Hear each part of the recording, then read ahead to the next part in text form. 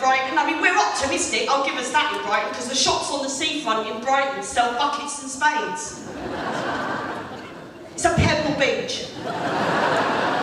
No one knows what the fuck they're for, they don't. So well done for coming out on a Saturday night, watching some live comedy, and you're all dressed up, and the lads are all in their suits and their shiny shoes, and I'm sorry about this. I'd like to say it's because I've been in a car all day, or that it's not, I'm just old and knackered and I can't be arsed. Okay, you can dress me head to toe in Chanel, I'm still going to look like I've run naked through Matalan covered in blue. 42, for fuck's sake, life's too short, innit? It's too short. I'm just not one of those people who...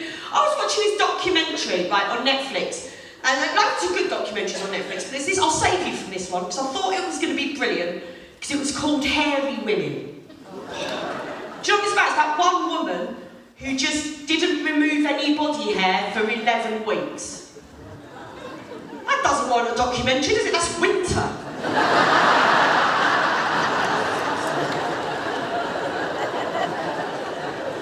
By the way, I just told you I was 42 and not one of you fuckers gasped with surprise. Not one. I'm 42, I'm still the young one on this bill. That's quite good, isn't it? That's what I love being in my 40s. Honestly, if you haven't got there yet, don't worry about it. Turning 40 is brilliant, isn't it? Much easier than turning 30, because when you turn 30, you've still got the weight of expectation and hope on your shoulders. You know, you're like, I'm only 30, I could still make it. I could. You get to 40, it's like you haven't made it, you're not gonna, don't worry about it. If I die tomorrow, literally no one's gonna say, oh, she had her whole life ahead of her. No one. Crashes off. If someone's having a party and you don't fancy it, if you're in your 40s, they won't even notice you're not there. It's great, it's like having a superpower. People go mad when they hit 40. My friend hit 40, she decided to make a bucket list, you know? A list of all the things she wants to do before she dies. I think that's too much admin, isn't it? And it's always so ambitious. It's always, I want to swim with dolphins, or I want to visit the Taj Mahal. The only thing I can think I genuinely wanted to put on my bucket list is that one day, I want to put half a packet of biscuits back in a cupboard. Bucket list. I'll tell you what I've made, a fuck it list. That's what I've made. Yeah. List of all the things that now I'm in my 40s, I'm just going to let myself off the hook for. Right, number one on the fuck it list, I will never be able to tell if a poem is good or not. No one can, it's bullshit, isn't it? I think poetry's a medium for people who have grown up never being told they're shit at anything. That's...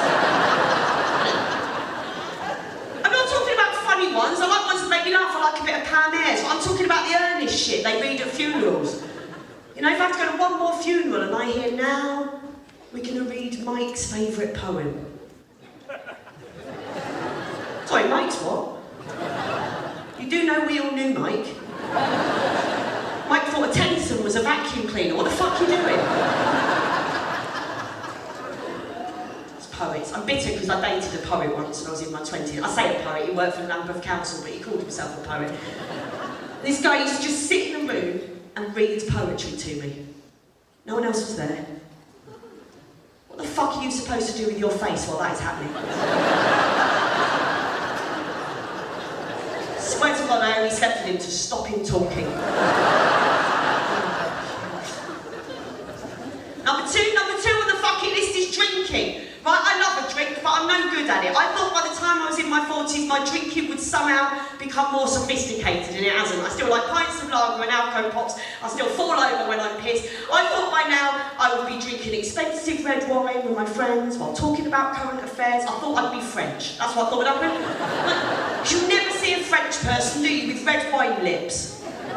Never. Me, 2 glasses of red wine, I look like I've sucked off a felt tip. Why is that?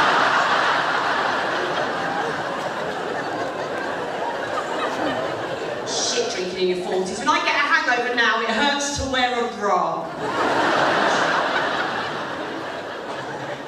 Life's alright, really. Last time I lived down in Brighton with my fella. We've been together 5 years. 5 years, my fella and I. Before that, I was single for a really long time. Like an embarrassingly long time. You know, I thought it was terminal. I thought it was going to be one of those women who just dies alone at home and with a cat eating her face. Do you know what I mean? That's what I thought. I mean, it wouldn't happen because I won't have a cat. I won't have a cat. If I want shit in my kitchen, I'll do it myself.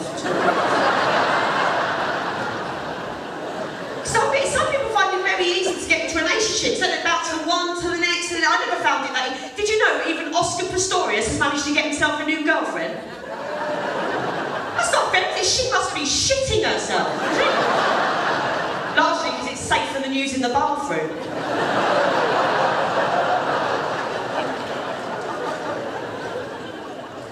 I met my fellow online. I didn't meet him online.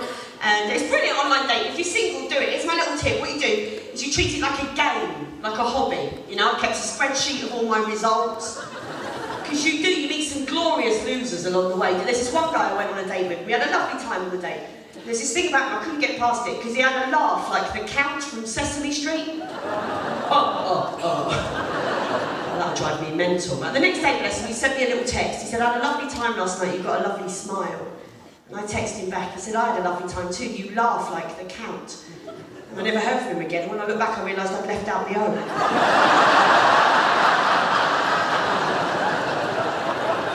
Live and learn, eh? Live and learn.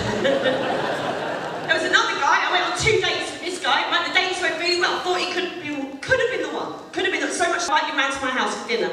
And he came round, and we went to bed together because I'm a slag. And 21st century, be what I like, right? We were about to get down to it, and he said something to me no one's ever said to me before. He said, Angela, I'd really like it if you'd let me cover you in toothpaste. All right, Blackpool, you don't look shocked by that, is that the thing?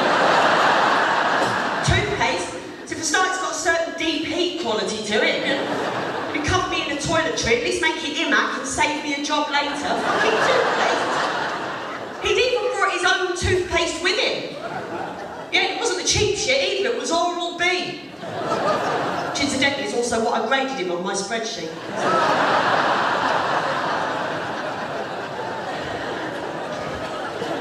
I've got a good man.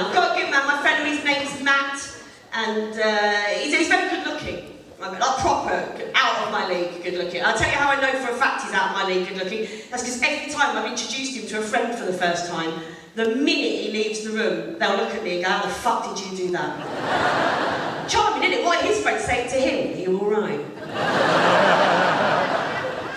It's just a bit very different. Like, he's very sporty and athletic, you know, and I'm not sporty at all. I don't even watch sport. I once got tricked into going to Wimbledon because my friend told me it was a men's singles event. That's not what I was expecting. We are just very different. He's also very middle class and I'm a working class girl, you know. And this is how you know I'm a working class girl. It's a little test you can do on anyone that you think might be working class. What you do is you compliment them on something they're wearing, and if they're working class, they'll respond every time instantly with the price and where they got it. That's how you know. That's a nice top, Angela. Tenner, Georgia Asda. That's how you know. Posh people aren't doing that, are they? I recently had to do the after dinner at the Duke of Edinburgh's Polo Club, in what can only be described as a spectacular piece of misbooking. I can only imagine that at the same time Sir Stephen Redgrave was getting booed off stage at the Funny Bucket in Croydon. I have no idea. It was black tie, black tie, but I didn't know what that meant. And I looked at the invite, said I had to wear a hat or a substantial fascinator. Do I need to go to Ann Summers? What's that? I don't know. I bought a new dress for it, right? When I bought a brand new dress, 70 quid, Debenhams. Which to this day is the most I've ever spent on a frock, right? And I put it on and I was feeling all right until I got to the Polo Club. And of course, at a Polo Club, 70 quid Debenhams isn't going to cut it, right? And they're all these beautiful women in these beautiful gowns, and they're all asking each other the same question. And it's a question I'd never heard before in this context. They're all asking each other, who are you wearing? Who am I wearing? Is this a bukkake party? What? If you didn't get that, for fuck's sake, don't Google it when you get it. I did the gig, it went what can only be described as fine, and I just wanted to leave, really, you know, and as I was leaving, this woman, she stopped me in the doorway. She was from the Polo Club, and she was the poshest woman I've ever met in real life, you know, one of those women, looks like it caused her physical pain to speak. That's how posh she was. And she said, Angela, she said, I knew when I saw you arrive, I knew you must be the entertainment. She said, I knew you couldn't be married to a polo player, not with that hair. I said, that's funny, look, I knew you were married to a polo player because you look like a fucking horse. I'm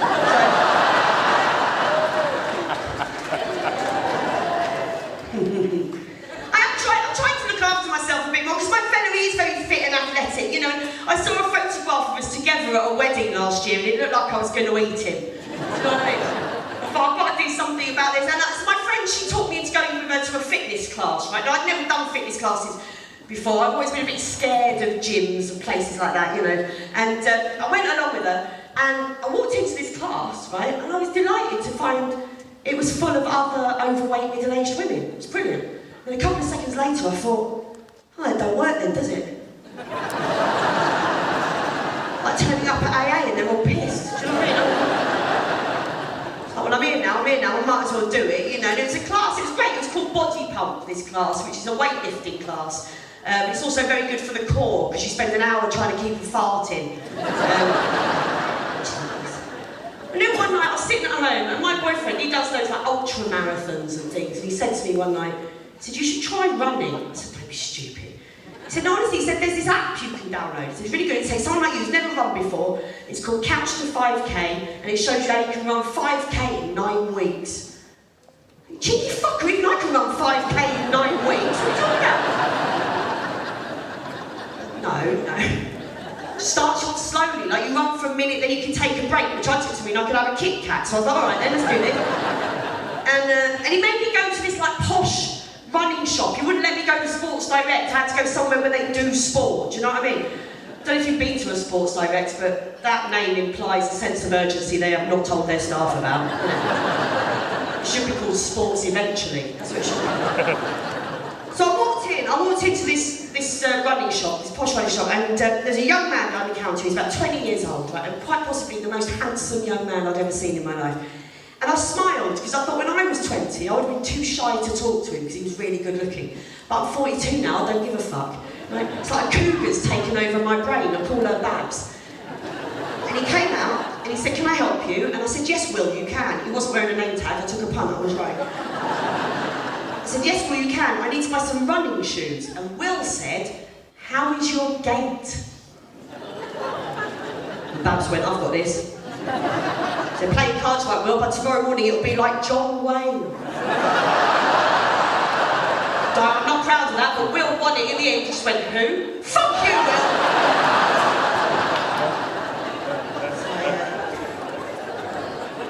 So, I got my running shoes and I did it. I finished the Couch to 5K and I really recommend it. If you want to start running, if you've never done it before, if I can do it, anyone can do it.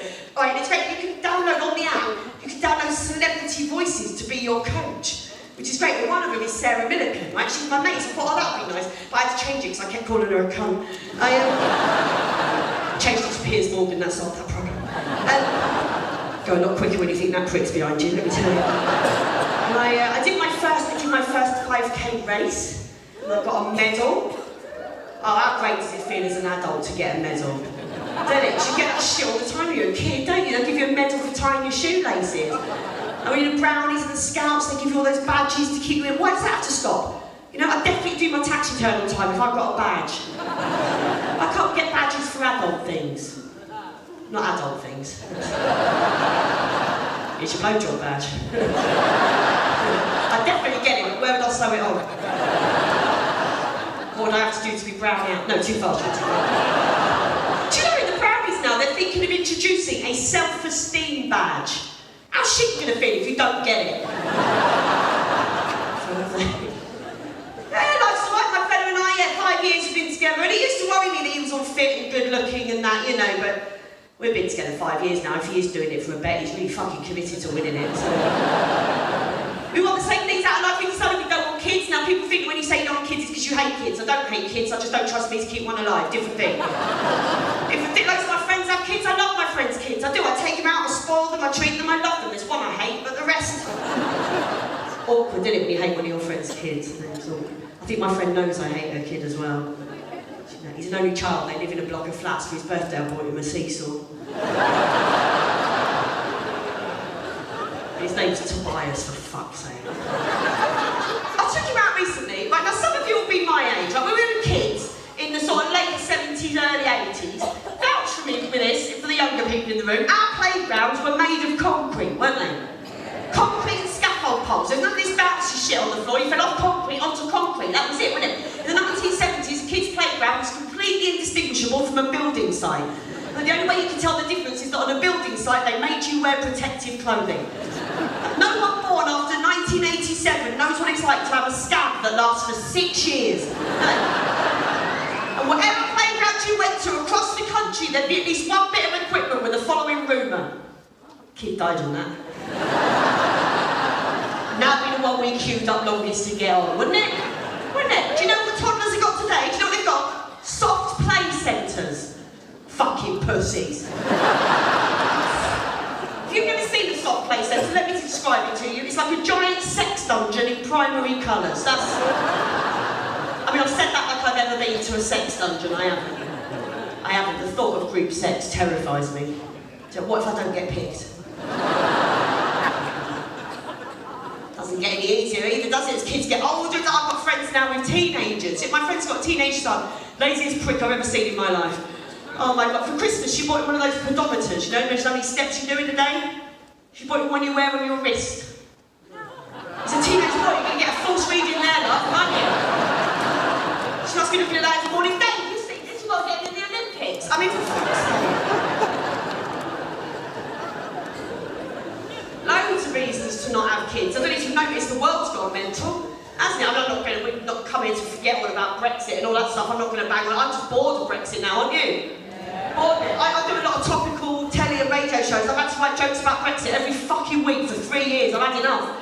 I feel about Brexit now the same as I feel about being flashed at by a stranger. I no longer care if it's hard or soft. I just want it to fuck off.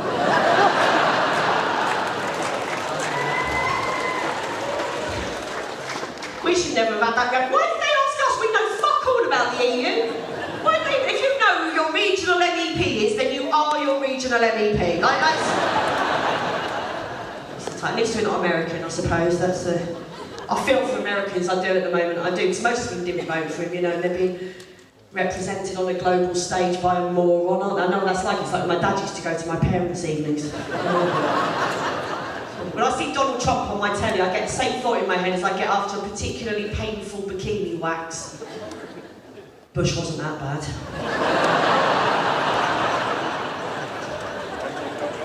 I did that joke recently. There were two 16-year-olds in the front row. I had to explain Bush on both counts. Do you know how that made me feel?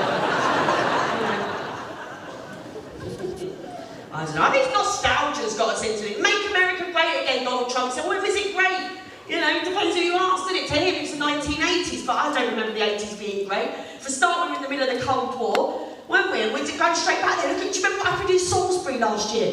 When I first heard those two people that collapsed outside a shopping centre in Salisbury, my first thought was, well, they must have been to Lush. Novichok, wasn't it? When I first heard that, I thought it was an Audi version of a Cornetto, but no.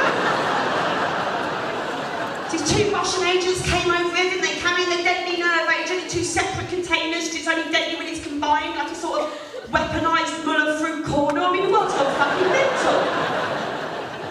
I don't want to go back to the 80s, I remember them. Do you remember what we were in the 80s? Do you remember? We were bored shitless. We've forgotten what being bored feels like, haven't we? Kids today will never know. Well, my friend said to me the other day, she said, my little boy gets bored waiting for an app to load. Oh, do fuck off.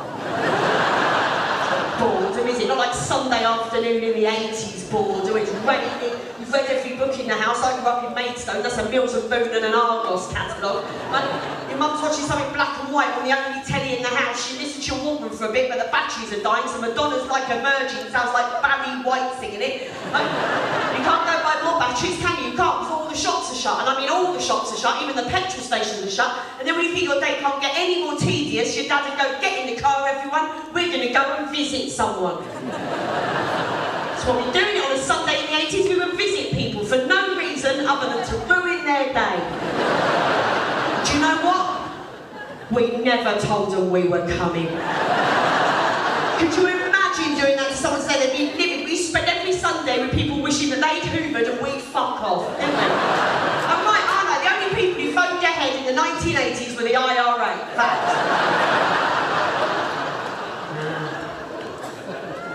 Don't want to go back in time. I'm alright, I don't mind getting older, I'm enjoying it. You know, I mean, getting old in this country looks a bit shit, and then we're all living longer. Oh, we're all living. There are so many 100-year-olds in this country now. The Queen's had to get a Moonpig account to keep up. Do you know what I mean? If I reach my 80s, I've got a plan, right? This is what I'm going to do. If I'm making it to my 80s, I'm going to spend every single day doing all the Class A hardcore drugs. Oliver, I've never had to go on them, right? I thought that's the time, isn't it? You're 80s, you don't have to get up in the morning, do you? Like, you'll never have trouble finding a vein. I'll tell you something, you might not be able to afford to heat your bungalow, but I bet you can afford to heat a teaspoon, then you won't give a shit how cold you are. No-brainer, isn't it? Don't mind getting older. I wouldn't want to be a teenager now. I wouldn't. They've got it tough, teenagers. Today there's social media and everything, all the sexting they have to do. I couldn't write a sext. I don't know to put in a birthday card, do you know what I mean? I couldn't. So when I was a teenager, if I wanted to leave a sexy message for a boy, I'd have to ring his landline and leave a message with his mum.